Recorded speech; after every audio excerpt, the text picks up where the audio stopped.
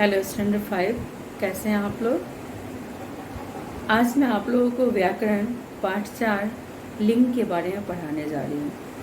लिंग लिंग शब्द से हम उसके स्त्री या पुरुष जाति के बारे में जानते हैं। जैसे कि आप पाठ 4 में देखिए, जब हम इन चित्रों को देखते हैं तो इन चित्रों में क्या है, मोर है, मोर नाचता है, ठीक है ना। मोर क्या करता है, मोर नाचता है। दूसरे वाले चित्र में शेरनी है, शेरनी बैठी है। तीसरे चित्र में आपका धोबी है, धोबी क्या करता है, धोबी कपड़े धोता है, ये धोबी कपड़े धो रहा है। चौथे चित्र में दादी है, दादी क्या कर रही है, स्वेटर बुन रही है।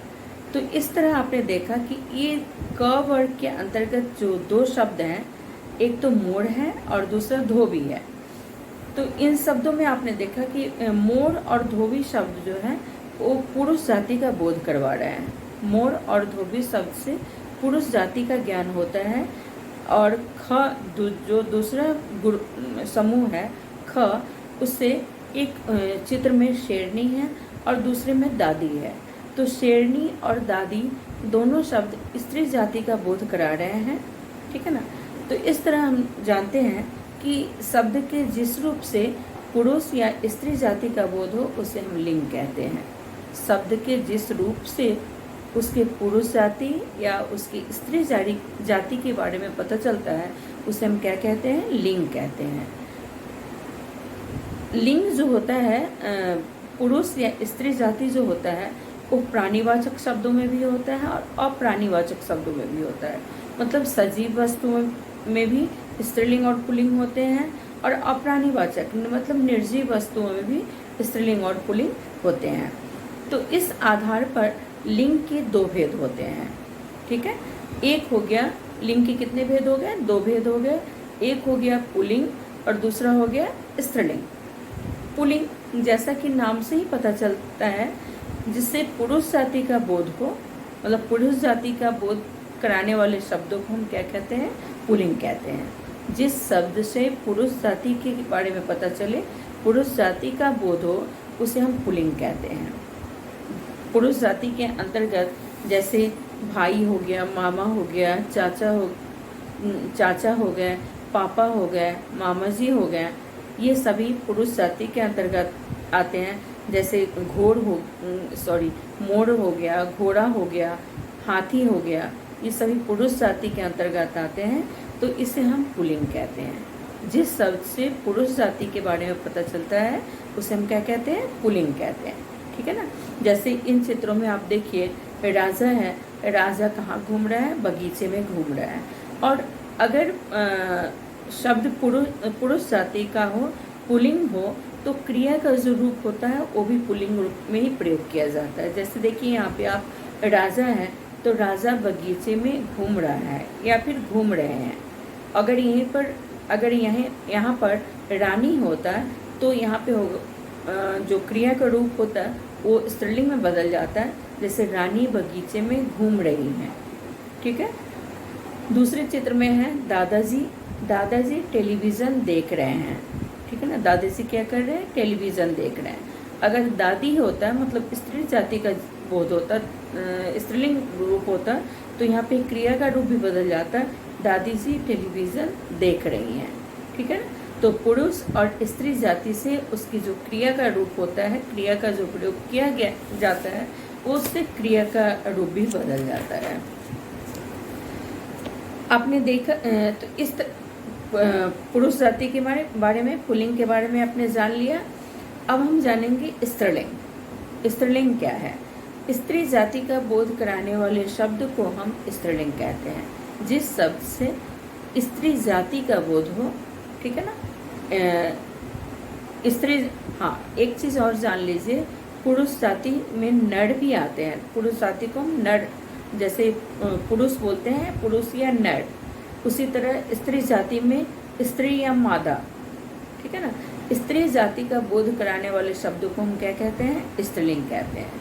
जैसे इन चित्रों में आप देखिए, मुर्गी है, मुर्गी दाना चुग रही है, तो मैंने आपको पहले ही बतलाया है कि जब स्त्रीलिंग रूप होगा तो क्रिया का रूप भी स्त्रीलिंग होगा। तो मुर्गी दाना चुग रहा है, नहीं, क्या होगा, मुर्गी दाना चुग रही है। दूसरे चित्र में आप देखिए, सेठानी है या फिर औरत है, तो सेठानी पूजा कर रही है। ठीक है, तो इन वाक्यों में आपने देखा कि मुर्गी तथा सेठानी शब्द क्या है, स्त्री जाति का बोध करा रहा है, अतः ये कौन से शब्द हो गए, स्त्रीलिंग शब्द हो गए। अब मैंने आपको बताया अभी कि स्त्रीलिंग और पुल्लिंग प्राणी और अप्राणी दोनों में होते हैं, मतलब सजीव में भी होते हैं और निर्जीव में भी होते हैं। तो इनकी पहचान कैसे करेंगे उसके बारे में।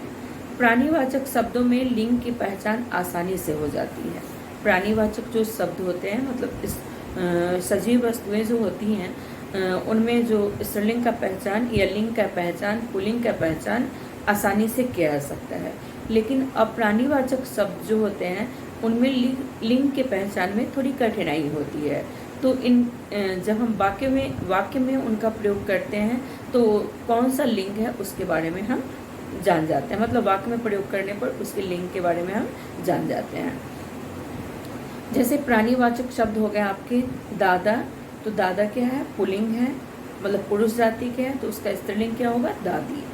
नाना, नाना क्या है, पुल्लिंग है, तो नाना का पुल्लिंग स्त्रीलिंग क्या होगा, नानी। धोबी क्या है, पुल्लिंग है, मतलब पुरुष जाति का है, धोबी का स्त्रीलिंग क्या होगा, धोबे। मौसा पुरुष जाति के हैं, पुल्लिंग है, मौसा का स्त्रीलिंग क्या होगा, मौसी। चाचा, चाचा क्या है, पुल्लिंग है, पुरुष जाति के हैं, तो चाचा का स्त्रीलिंग क्या होगा, चाची।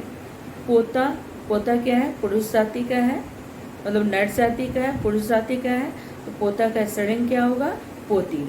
लोहार पुरुष जाति का है, नर जाति का है, पुल्लिंग है, ठीक है ना, तो इसका स्त्रीलिंग क्या होगा, लोहारेन। पड़ोसी, पड़ोसी का पुल्लिंग पड़ोसी पुल्लिंग शब्द है, पड़ोसी का स्त्रीलिंग क्या होगा, पड़ोसे।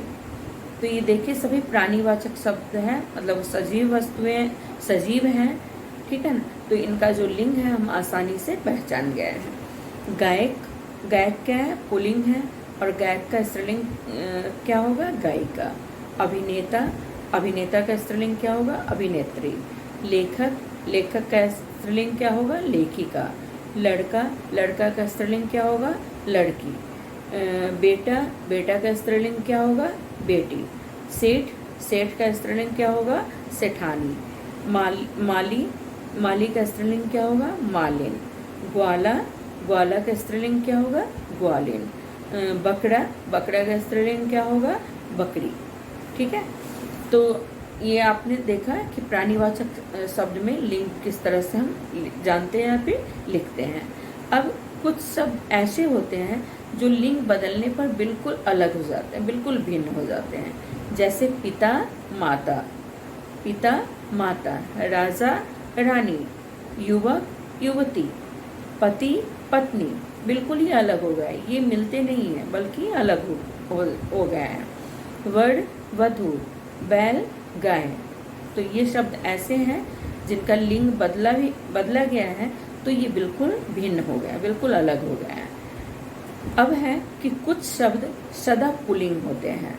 सदा पुल्लिंग मतलब उनका प्रयोग हम हमेशा पुल्लिंग में ही करते हैं, सदा पुल्लिंग होते हैं, उन्हें हम नित्य पुल्लिंग शब्द कहते हैं। जो शब्द सदैव पुल्लिंग में प्रयोग किए जाते हैं ऐसे शब्दों को हम नित्य पुल्लिंग शब्द कहते हैं। जैसे महीनों के नाम में आपका अप्रैल, सावन, मार्च, कार्तिक आदि, ये पुल्लिंग में इनका प्रयोग किया जाता है। दिनों के नाम में सोमवार, रविवार, शुक्रवार आदि। पहाड़ों के नाम में हिमालय, अरावली, एल्पस आदि, ठीक है ना। ग्रहों के नाम में सूर्य, बुध, शुक्र आदि। पृथ्वी को छोड़कर सूर्य, बुध, शुक्र ये पुल्लिंग है, लेकिन पृथ्वी क्या है, पृथ्वी क्या है, स्त्रीलिंग है, ठीक है ना। धातुओं के नाम में आपको हो गया सोना, चांदी, सोना, तांबा आदि, लेकिन चांदी क्या है, स्त्रीलिंग है। चांदी क्या है, स्त्रीलिंग है। चांदी महंगा नहीं है, चांदी महंगी है, ठीक है ना। देश तथा राज्यों के नाम में जैसे भारत, जापान, इंडोनेशिया, मध्य प्रदेश, मेघालय आदि। लेकिन श्रीलंका स्त्रीलिंग है। श्रीलंका नगर नहीं, श्रीलंका नगरी, ठीक है ना। श्रीलंका अपवाद है, तो श्रीलंका क्या है, स्त्रीलिंग है। ये सदैव पुल्लिंग रहने वाले शब्द हैं, मतलब इनका प्रयोग सदा पुल्लिंग रूप में किया जाता है। अब कुछ शब्द सदा स्त्रीलिंग होते हैं, मतलब इनका प्रयोग सदैव स्त्रीलिंग में किया जाता है। जैसे भाषाओं के नाम, हिंदी, गुजराती, अंग्रेजी आदि। कोई भी भाषा है वो क्या होते हैं, स्त्रीलिंग होते हैं। लिपियों के नाम में देवनागरी, रोमन, ब्रेल आदि, ठीक है ना। लिपियों के नाम क्या होते हैं, स्त्रीलिंग होते हैं। तिथियों के नाम में पूर्णिमा, अमावस्या, एकादशी, पंचमी आदि, ठीक है ना। ये हो गया आपका तिथियों के नाम। तिथियों के नाम क्या होते हैं, स्त्रीलिंग होते हैं। नदियों के नाम गंगा, ब्रह्मपुत्र, गोदावरी आदि, ये सभी क्या है, स्त्रीलिंग होते हैं। स्त्रीलिंग में इनका प्रयोग किया जाता है। कुछ शब्दों का पुल्लिंग रूप नहीं होता है। जिन शब्दों का पुल्लिंग रूप नहीं होता है, जैसे मेज, कुर्सी, अलमारी, बाल्टी, मूछ, ठीक है ना। मूछ, ये सभी क्या है, स्त्रीलिंग है, इनका पुल्लिंग रूप नहीं होता है। कुछ शब्दों का स्त्रीलिंग रूप नहीं होता है। ऐसे कुछ शब्द हैं जिनका पुल्लिंग रूप नहीं होता है, और कुछ शब्द ऐसे हैं जिनका स्त्रीलिंग रूप नहीं होता है। वो शब्द है पलंग, खिलौना, फूलदान, मंदिर आदि। इनका स्त्रीलिंग रूप नहीं होता है। कुछ शब्दों के वाक्य में प्रयोग करने से उनके लिंग का पता चलता है। कुछ शब्द ऐसे होते हैं जिनका जब हम वाक्य में प्रयोग करते हैं तब इनके लिंग का हमें पता चलता है कि ये शब्द स्त्रीलिंग है या पुल्लिंग है। जैसे गैस, कंप्यूटर, दाल, रेडियो, चीनी आदि, ठीक है। कुछ शब्दों से पूर्व उनका स्त्रीलिंग या पुल्लिंग बनाने के लिए कुछ शब्दों से पहले नर तथा मादा लगाकर उनका रूप जाना जाता है। कुछ शब्द ऐसे होते हैं जिनका स्त्रीलिंग या पुल्लिंग बनाने के लिए उनमें नर या मादा जोड़ा जाता है। स्त्रीलिंग बनाने के लिए उसमें मादा जोड़ा जाता है और पुल्लिंग बनाने के लिए उनमें नर जोड़ा जाता है। जैसे मगरमच्छ का नर मगरमच्छ, मगरमच्छ तो नर मगरमच्छ, मतलब पुल्लिंग हो गया ये आपका। मगरमच्छ, मादा मगरमच्छ, मतलब ये हो गया आपका स्त्रीलिंग। कछुआ में नर कछुआ, मादा कछुआ, ठीक है। ये इस तरह से हम इनका लिंग परिवर्तन कर सकते हैं, मतलब लिंग बदल सकते हैं। कुछ शब्दों के पुल्लिंग तथा स्त्रीलिंग रूप कुछ इस प्रकार है, जिसे आप पढ़ेंगे और उसे याद करेंगे। जैसे बालक, बालिका, लड़का, लड़की, कवि, कवयित्री, विद्वान, विदुषी, बुद्धिमान, बुद्धिमती, राजकुमार, राजकुमारी, बाघ, बाघिन, सहपाठी, सहपाठिन, विद्वान, विदुषी, छात्र, छात्रा, अध्यापक, अध्यापिका, ज्ञानवान, ज्ञानवान, ज्ञानवती, वीर, वीरांगना, नाग, नागिन, बकरा, बकरी, श्रीमान, श्रीमती, बैल, गाय, ठीक है ना। ये स्त्रीलिंग पुल्लिंग तथा स्त्रीलिंग रूप है। इसको आप पढ़ेंगे और इसे भी अपनी कॉपी में पूरा करेंगे, ठीक है। तो इस तरह आपने पाठ के बारे में जाना, क्या जाना कि लिंग क्या होता है।